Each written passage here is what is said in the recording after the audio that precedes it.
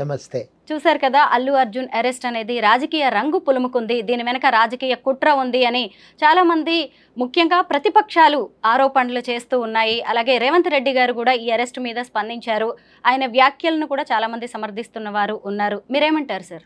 ఇప్పుడు విషయం ఏంటంటే, మనకు చాలామంది ప్రతిపక్ష పార్టీల గురించి ప్రత్యేకంగా చెప్పుకుంటే ఆధునిక ప్రజాస్వామ్య వ్యవస్థల గురించి కానీ, ఒక రాజ్యాంగబద్ధమైన ప్రభుత్వాల గురించి కానీ ఐడియా లేదు వాళ్ళకి.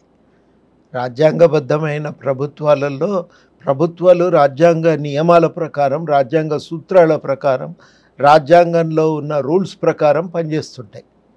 ఆ పని చేయటం అందులో చాలా చాలా కీలకం. అట్లా పని చేయకపోతే అది ప్రజాస్వామ్య ప్రభుత్వం కాలేదు. ఇట్లా పనిచేయాలంటే 2 అంశాలు పాటించాలి. ఒకటి, ఆయా విభాగాలు తమ పరిధిలో తాము చట్టబద్ధంగా వ్యవహరించాలి. అది పోలీస్ కానీ, లేకపోతే అదో కాలేజో, స్కూలో, యూనివర్సిటీయో, లేకపోతే ఇంకేదైనా ప్రభుత్వ విభాగమైనా కావచ్చును గాక, తమ పరిధిలో తాము చట్టబద్ధంగా వ్యవహరించాలి. ఇది మొదటి సూత్రం. రెండవది, చాలా ముఖ్యమైన విషయం ఏంటంటే, రక్షణ కల్పించే విషయంలో కానీ ఆర్టికల్ 14 చాలా స్పష్టంగా చెప్తుంది. 14, 15 కనుక చూస్తే, రక్షణ కల్పించే విషయంలో కానీ, తప్పు జరిగినప్పుడు చర్య తీసుకునే విషయంలో కానీ మనుష్యుల మధ్యన తారతమ్యం చూడటానికి వీల్లేదు. ఇది 2 సూత్రాలను దొడ్డుగా అందరూ కూడా గుర్తించాలి. రేవంత్ రెడ్డి గారు మాట్లాడిన దాంట్లో 2 అంశాలు బాగున్నాయి. ఏంటంటే, ఒకటి, పోలీస్ శాఖ అనేది నా పరిధిలో ఉంది, దానికి ఒక అధికార పరిధి ఉంది, తన పని తాను చేసుకుంటుంది, మేము నిరంతరము ఆ వ్యవహారాల్లో జోక్యం చేసుకోవటం లేదని. సాధారణంగా ఒక ముఖ్యమంత్రి నుంచి అట్లాంటి సమాధానం మనం ఆశిస్తాం. ఆ డిపార్ట్మెంట్లో నేను జోక్యం చేసుకోను, నియమాల ప్రకారం వాళ్ళ పని వాళ్ళు చేస్తారు.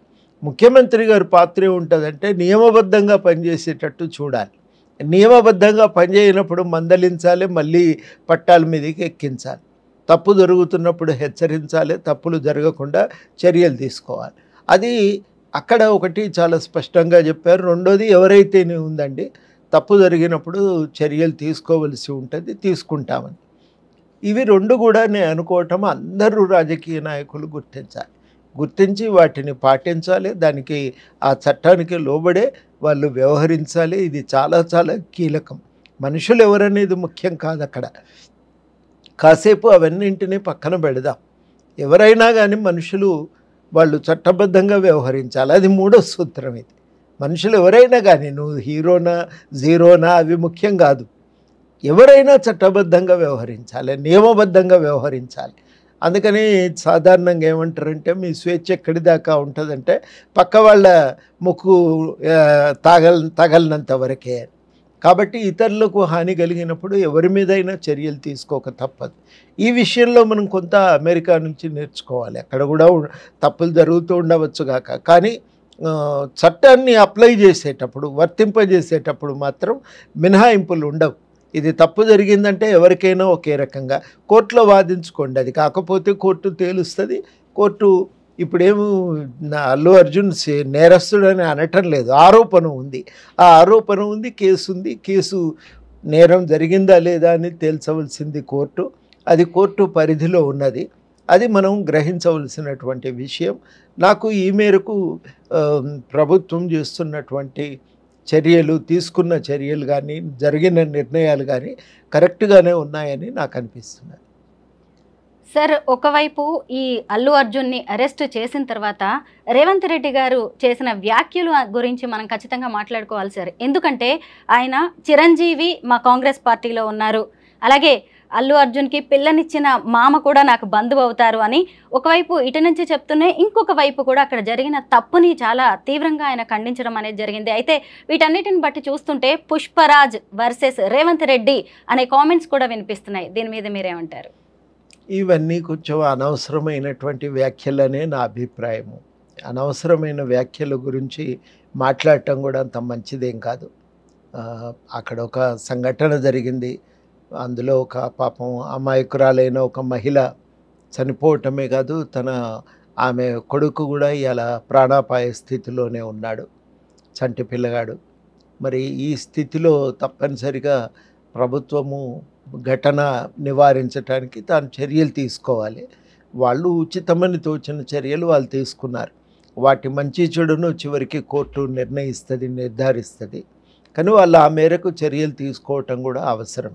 ఎవరి ప్రాణమైనా ఒకటే, తప్పు చేస్తే ఎవరైనా ఒకటే. ఈ సూత్రాన్ని పాటించటం మంచిది. ఆ సూత్రాన్ని పాటించిండ్రు, అది చాలా అభినందించవలసిన విషయమే. దాంట్లో ఇంకా నాకైతే తప్పు దొర్లిందని అయితే అనిపించట్లేదు. సంధ్యా థియేటర్ ఘటన తర్వాత వెంటనే తెలంగాణ సర్కార్ రెస్పాండ్ అయింది. ఇక మీదట రిలీజ్ అయ్యే సినిమాలు వేటికి కూడా స్పెషల్ షోస్, బెనిఫిట్ షోస్ ఉండవు అని చెప్పేసి సినిమాటోగ్రఫీ మినిస్టర్ కోమటిరెడ్డి వెంకటరెడ్డి గారు వెంటనే అనౌన్స్మెంట్ అనేది చేశారు సార్. అయితే ఆ తర్వాత చూసినప్పుడు మళ్ళీ దాన్ని అక్కడికి వదిలేయలేదు. ప్రభుత్వం బాధ్యత అయిపోయిందని చేతులు దులుపుకోలేదు. అరెస్ట్ వరకు కూడా ప్రభుత్వం దీన్ని ఫాలో అప్ చేసింది. అంటే దీన్ని మనము ఇప్పుడు సినిమా ఇండస్ట్రీకి, సినిమా స్టార్స్కి ఒక లెసన్గా చూడొచ్చు అంటారా సార్? తప్పనిసరిగా ఒక హెచ్చరికనే. ఏదైనా కానీ మితిమీరినటువంటి ఒక ఎవరితో లెక్కలేనితనంతో వ్యవహరించడం అనేది అది అంత మంచిదేం కాదు. అది ఏం జరుగుతుంది అనేది కొంత ఆలోచించుకోవాలి. థియేటర్ కానీ వాళ్ళదే మొదటి బాధ్యత అవుతుంది. కేసు కూడా అట్లనే బుక్ చేసిండ్రు.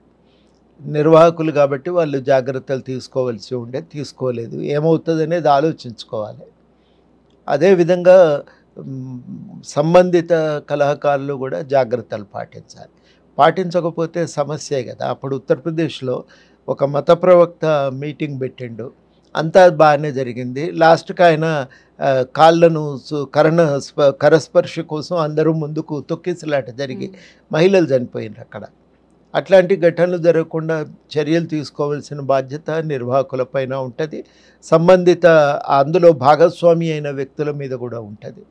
ఆ జాగ్రత్తలు పాటించినప్పుడు కొంత చర్యలు తప్పవు. సమాజము సమిష్టిగా దాన్ని నియంత్రించుకోవాలి కదా. ఆ నియంత్రించవలసిన బాధ్యత అందరి తరఫున ప్రభుత్వం మీదనే ఉంటుంది. ప్రభుత్వం ఏం చేయాలనే దాని మీద కూడా ఇంకేమన్నా డిస్కషన్ చేస్తే తప్పనిసరిగా ఆ విషయంలో కూడా సూచనలు చేస్తాం. ఎవరైనా ప్రభుత్వానికి కూడా ఏం సూచనలు చేస్తామంటే ఇట్లాంటివి పునరావృతం కాకుండా బేరీజ్ వేసుకోవాలి. ఆల్రెడీ బెనిఫిట్ షోస్ ఉండవు అని ప్రకటించిండ్రు, అది ఒకటి మంచి నిర్ణయమే. మరి దాంతో పాటుగా ఇంకేం చర్యలు తీసుకోవచ్చు అనేది కూడా ఆలోచించుకొని వాటిపైన కూడా ఏదన్నా సూచనలు ఉంటే అడిగి ప్రజల నుంచి, పౌరుల నుంచి ఆ సూచనలను కూడా దృష్టిలో పెట్టుకొని భవిష్యత్తులో ఇట్లాంటి తొక్కిసలాటలు జరగకుండా కొంత చర్యలు తీసుకోవాలి. అది మీరు ఏ రకంగా పోలీస్ డిపార్ట్మెంటు ఉచితమని తోస్తే ఆ రకంగా వాటిని ఒక జీవోలో లాగానో ఒక ఉత్తర్వుల్లాగానో వాటిని జారీ చేస్తే అవి కూడా కొంత ఉపయోగకరంగా ఉంటాయి. సార్, ఇప్పుడు రేవంత్ రెడ్డి గారు ఈ ఇష్యూని వీటన్నిటితో పాటు సార్ తెలంగాణలో అలాగే ఈ టాలీవుడ్లో జరుగుతున్న పరిణామాలన్నిటినీ జనం ఆసక్తిగా గమనిస్తున్నారు.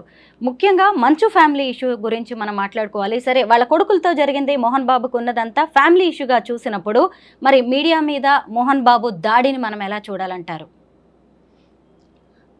ఒకటి మోహన్ బాబు గారు అంటున్న దాంట్లో ఒక వాస్తవం ఏంటంటే, నా వ్యక్తిగత జీవితంతో మీకేం పని, ఎందుకు జోక్యం చేసుకుంటున్నారు, ఆయనకు అడిగే అధికారం ఉంది, దాంట్లో తప్పు లేదు. తప్పనిసరిగా మీడియాను కూడా హెచ్చరిక చేయవచ్చు, మీరు ఈ పరిధి దాటి నా వ్యవహారాల్లో జోక్యం చేసుకోకండి అని అడగచ్చు. ఎందుకంటే అది అంతర్గత వ్యవహారం, అది దాని గురించి జోక్యం చేసుకోవాల్సిన అవసరమూ లేదు. దాని మేరకు ఆయన కోరిక సమంజసమే, కానీ స్పందించిన తీరు మాత్రం కరెక్ట్ కాదు. అది ఒక అహంభావంతో దాన్ని వచ్చిన రిపోర్టర్ల పట్ల సమాధానం చెప్పండి, దూరం పెట్టండి, మీరు మాట్లాడదలుచుకోలేదు, మీరు అడగద్దు అని చెప్పి కూడా చెప్పచ్చు. ఇవన్నీ మన పరిధిలో, తన పరిధిలో తాను తన ఆ అభిప్రాయాన్ని వ్యక్తం చేసి ఉంటే చాలా బాగుండేది. అది పరిధి దాటి దాడికి దిగటం, పాప మా జర్నలిస్టు చాలా తీవ్రంగా గాయపడ్డారు.